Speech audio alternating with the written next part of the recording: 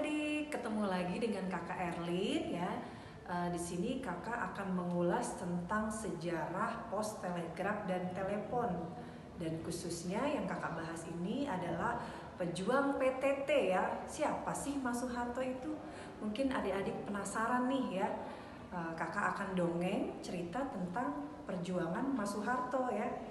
Mas Soeharto ini beliau berasal dari Pacitan ya. Beliau ini merupakan pejuang PTT bersama rekan-rekannya di AMPTT. Apa itu AMPTT? AMPTT adalah Angkatan Muda Pos, Telegraf, dan Telepon ya pada tahun 1945.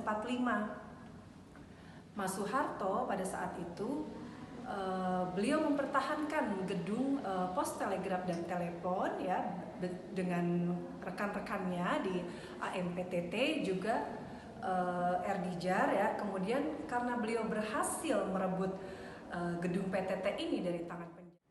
Setelah Mas Soeharto berhasil merebut gedung PTT ini dari tangan penjajah Jepang, maka di tahun 1945 Mas Soeharto dinobatkan sebagai kepala jabatan PTT, Pos, Telegraf, dan Telepon untuk pertama kalinya, serta wakilnya Erdikjar.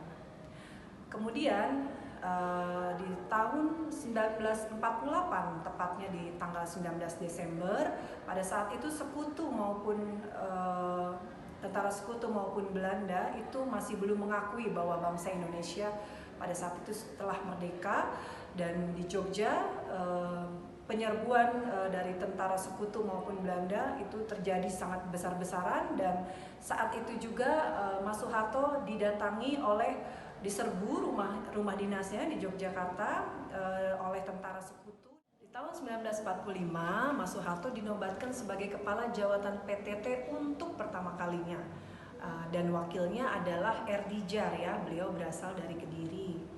Nah, di tahun 1948 ya, Mas Soeharto ini menjabat dari 1945 sampai 1948 terjadi tragedi. Tepatnya Mas Soeharto pada saat itu di rumah dinasnya di Yogyakarta. Kemudian pada saat itu terjadi penyerbuan tentara Belanda sangat banyak sekali ya, walaupun pada saat itu kita sudah merdeka, namun penjajah pada saat itu belum hengkang dari Indonesia. Kemudian Mas Soeharto disiksa di rumah dinasnya, lalu diculik, dan hingga saat ini jasadnya beliau tidak ditemukan ya. Namun perjuangannya kita tidak akan pernah lupa beserta rekan-rekannya, bahwa beliau yang pernah memperebutkan kembali gedung pos, telegraf, dan telepon untuk tidak dikuasai oleh tangan penjajah Jepang maupun Belanda pada saat itu ya. Nah, itu dia adik-adik cerita tentang ulasan sejarah Mas Soeharto, pejuang AMPTT ya.